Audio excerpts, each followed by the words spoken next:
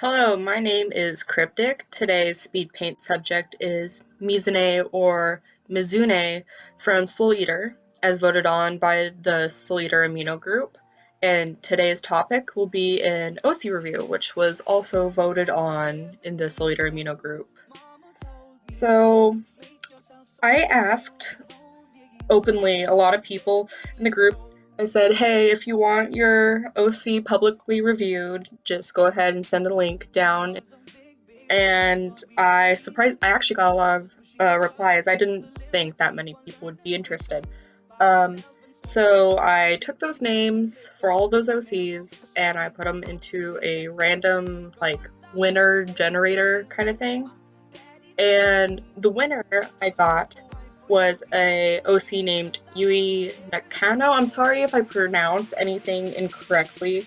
I'm an English speaker and I can barely speak English myself.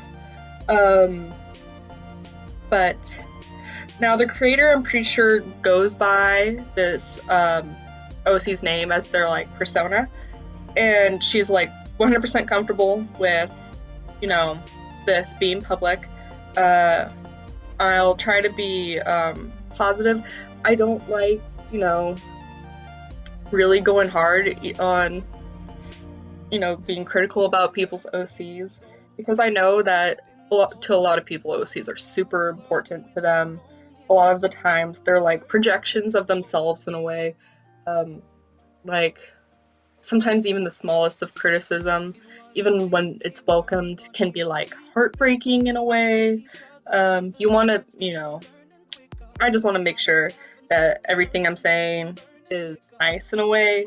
If there's anything I dislike, note that just because I don't think it's okay or I don't, think it's in quote unquote good, doesn't mean that it isn't. It is 100% your choice to, apply my criticism if you want or not. You don't have to do what other people say. Because, it's your character. Whatever makes you happy should be fine. So I'm going to get right on into it. I'm going to talk about her character. I have her bio pulled up on my phone. It's a super huge bio. Now, I really love detailed bio sheets, but unfortunately, that means I probably won't be able to touch up upon everything. Yui's voice. Unfortunately, I don't know the person that she imagines is Yui's voice. It's Taiga Axaka? I don't know how to pronounce words. It's a character from Toradora, which I haven't seen. The English dub version, so I don't know. I don't know who that is. So her first name, as already established, is Yui, or in parentheses, Yuki. Okay, so I am pronouncing that one right. So it's Yui. It's a Japanese name, which it obviously sounds like a Japanese name.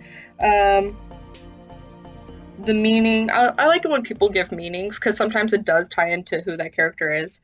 It means gentleness, superior. Oh geez, this is super detailed. I don't know anything about kanji.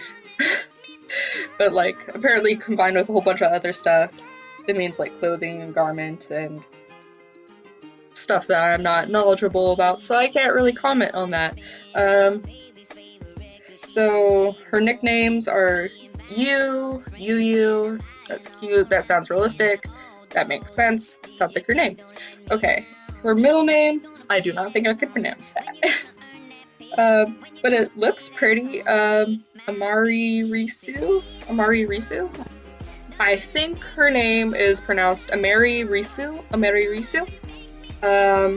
It's Japanese. I don't know what amaryllis is.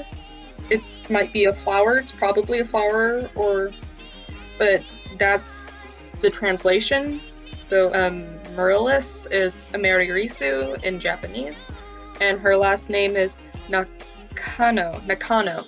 So that's how you pronounce that. The meaning of Nakano is middle field, so wilderness. There's a lot of kanji stuff here, so I really can't put any input on that, so I don't know if that's correct or not. She's female. Her birthday is August 14th, which means she's a Leo. That's a fire zodiac. Her birthstone is Peridot.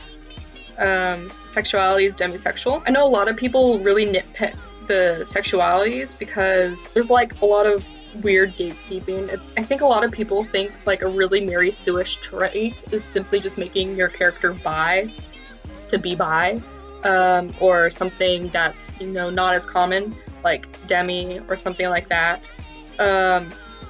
But you know what?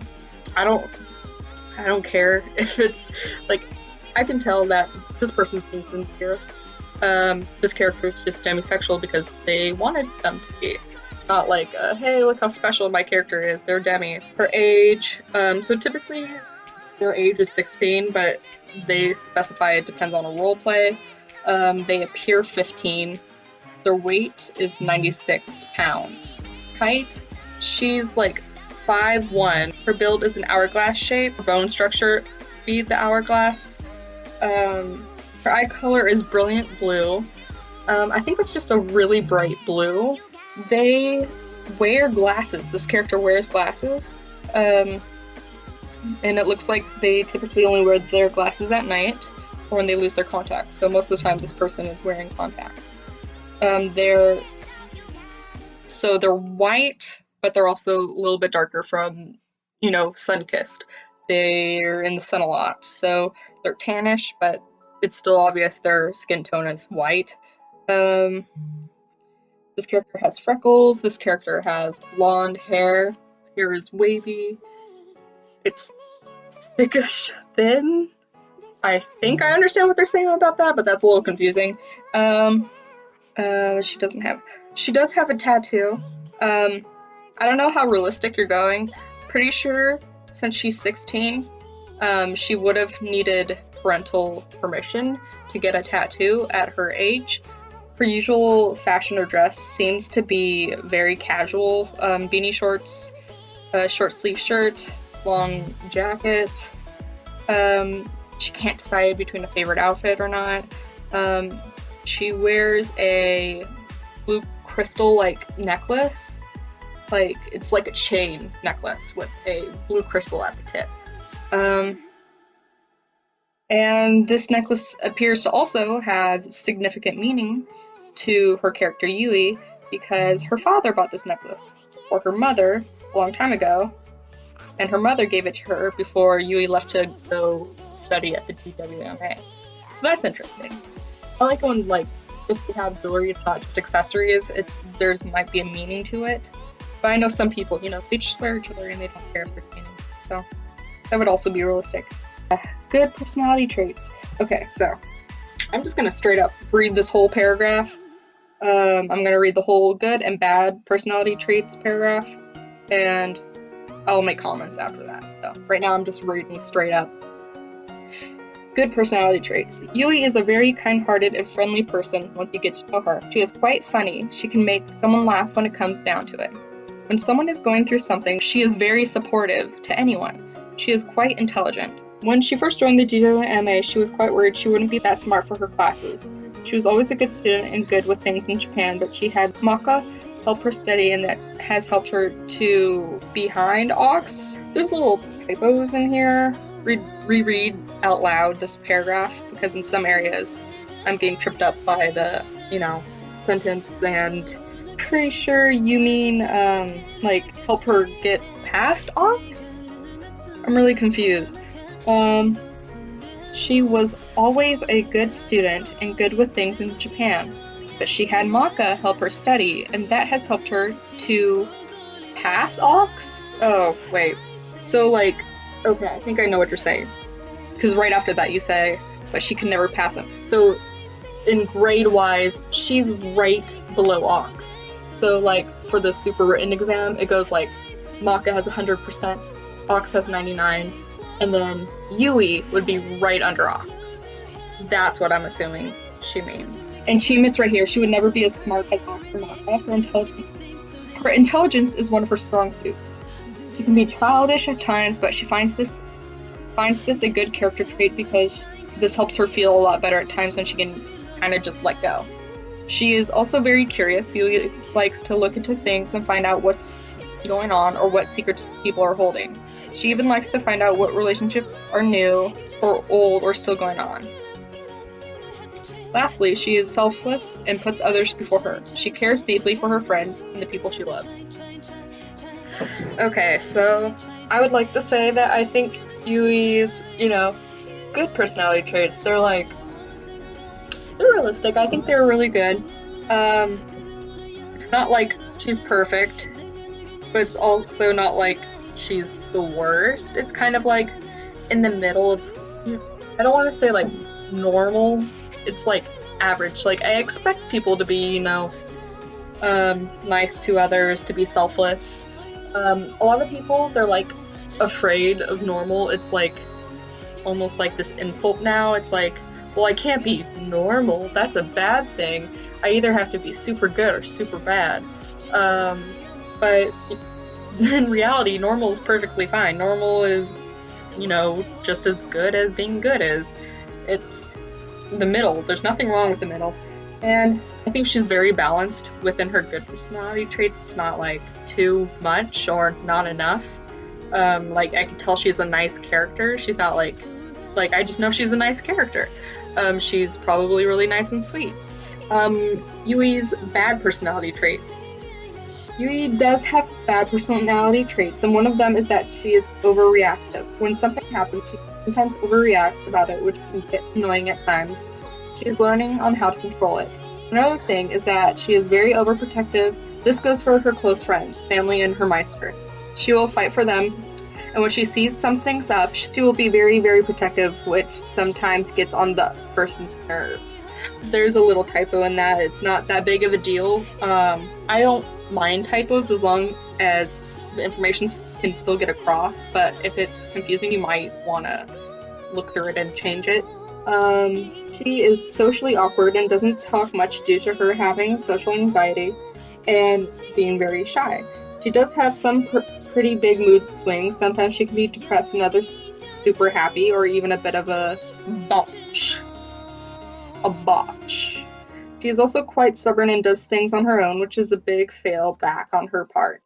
This can make others get irritated on the way she acts by not listening to the team she is working with. When it comes to OCDs, it's quite a fallback when she needs to find papers that she hasn't organized. She has things color-coded and organized by letters. She gets really pissed when something messes with her organization. So there's two things I want to talk about with this. I do think it's very balanced. I think it's realistic. A lot of the behavior is behavior that you tend to see in most people. One of the things, I'm not sure if what you've described is exactly OCD. It's just being someone who's very organized. OCD, when it comes to the mainstream media, isn't really broadcasted correctly. It's not just being clean. It's not just organization. It's sometimes just really out there. OCD is having to touch your nose 50 times before you go to the bathroom because you think if you don't, it's going to hurt your family. That's OCD. It's I have to have the same exact shoes every single day. They have to be the same pair. I need to buy extras of this exact pair in larger sizes so I can continue to wear them as I grow up. And if I don't, something bad will happen. That's OCD. OCD can also be, the organization thing, but it's going to be I have to organize these pencils by exact length or else I think something's going to happen and it's giving me extreme anxiety. Kid he has anxiety, super bad anxiety when it comes to if things aren't symmetrical. So it's not the same as if you saw a tile that was slightly out of place and it just annoyed you. It would be there's a tile out of the place of this, on the floor, and you notice it, and it like ruins your whole world at that moment. It's like you start a complete breakdown. That's like, OCD. Other things you should know. Yui has a tsundere personality. She is mean to people she doesn't really know, and this falls onto who she cares for deeply, or someone she likes. She is also part witch and weapon. Her father was a weapon in the DWMA, and her mother is a witch. She has more backstory later. I've already read her mother and father's backstory, so I'll bring that up later. Her greatest fear is being buried alive. That's a very common fear. I know that she likes playing the piano and she can sing. And one of her priorities is playing the piano.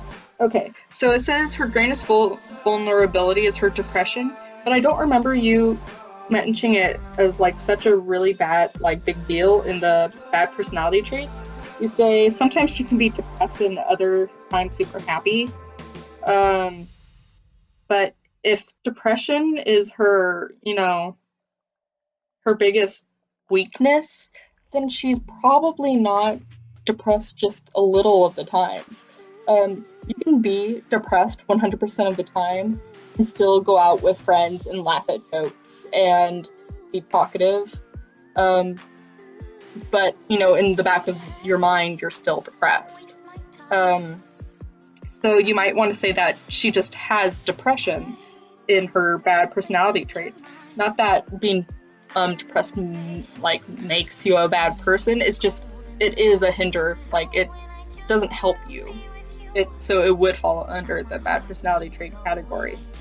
She's a 2-star Meister. I want to know if you're basing this mostly upon the anime or the manga. I don't think it ever mentions that the main characters go up a star rank in the anime series. So I don't know, maybe 2 stars is unrealistic for if you're basing it off of that. But I would say if you're basing it off the manga, I wouldn't say 2 stars is unrealistic. Because I do believe they get pretty far in the manga. Okay, so her witch theme is plants and nature. Her witch type is a short range witch, which is interesting because I think Medusa is the only other witch that's specified to be a short range witch. She's in the E class. Her soul is a mixed soul, so that makes sense because her mother is a witch and her father is a human weapon. So that would result in some hybrid form. Yui's soul. Okay. So Yui's soul, oh my gosh, it's so cute. But she originally has it blue, but then she says that it's actually supposed to be purple. I'd like to say if it was like a personality thing, those little bubbles, like their soul's like Maka's soul. Her actual soul is blue because she's a human. But her little like caricature soul is orange. So where you say, at the time I wanted her soul blue, but later learned I kind of need it purple, you don't actually have to have it purple if she's half witch, unless you're talking about like her little soul persona thing. Because her actual soul could be like a mix of blue and purple because she's half human, half witch, but her little persona thing doesn't have to be purple if she's a witch. It can be blue if you want, because it's like about her personality, not about her biology. So her Meister is another character named Listy. She's collected 91 souls. Okay, so I would say, depending on in your story, if the other main characters have about the same amount or more, then that would be realistic. But if, like, Maka's still down at, like, she hasn't gone out and collect more souls with Soul in whatever time, like, if they are at around, like, 50 or below, I would say 91 is way too much. Unless, everyone else, not everyone, but, like, the main characters at least Maka and Soul are around the same area, too. She works at the Deathbox Cafe. That is realistic because a lot of the students at the DWMA they don't get by their allowance. They often work in places around the city or work in little things at the school. Like, I know they can help like the attendance person or in the library. Yui's powers and witchcraft stuff. She does have the ability Soul Protect. Okay, so she's like a healing witch, which is kind of like how Kim is in the manga, because like healing is the opposite of chaotic, and all the other witches pride themselves on being chaotic, and so they shun all the witches that are like the opposite of that. Healing isn't chaotic, it's beneficial, it's positive. So I can see why Yui would think her powers are useless compared to other witches. Okay, so this one might be a little too overpowered. So she says she is able to create familiars and use them to help her in battle, even with Soul Protect. So the only reason why I think that's like maybe a little too far is because plants, like, I don't see how she could have Soul Protect on to create sentient plants to, you know, battle while she has Soul Protect on. Medusa, she had Soul Protect on, and she had snakes. Snakes are already, you know, like, more sentient than plants are. They can already be magic and have their separate magic. Like, Blair is a cat. She's sentient, and she doesn't need Soul Protect or whatever. And so, I don't know, maybe they, I suggest that maybe the plants aren't sentient or something. I don't know. You say they're like creatures, but I don't know, I'm just a little unsure about that. She can grow giant flowers to attack or escape. So what I'm thinking by that is maybe not make that a offensive thing and only a defensive thing. Because I can imagine it like a large flower growing up below her, enclosing her, and then going into the ground. So that's how it transports her. Okay, and then I think, alright, so then her last one is she can fly by making a giant floating flower appear. That is like Blair's thing, so I don't think it's unreasonable, or I think that one's fine. That's not overpowered. She had an okay childhood. Yeah. I think that her childhood hero being her father's pretty cute. Dream job to be a pianist. To simply be a pianist, or like an opera house kind of player, like someone who plays huge crowds, like in orchestras. It doesn't like specify which one. Like, does she want to play in restaurants or in giant orchestras? I think it's interesting that she's Buddhist, but that also matches with the themes of the show, because a lot of the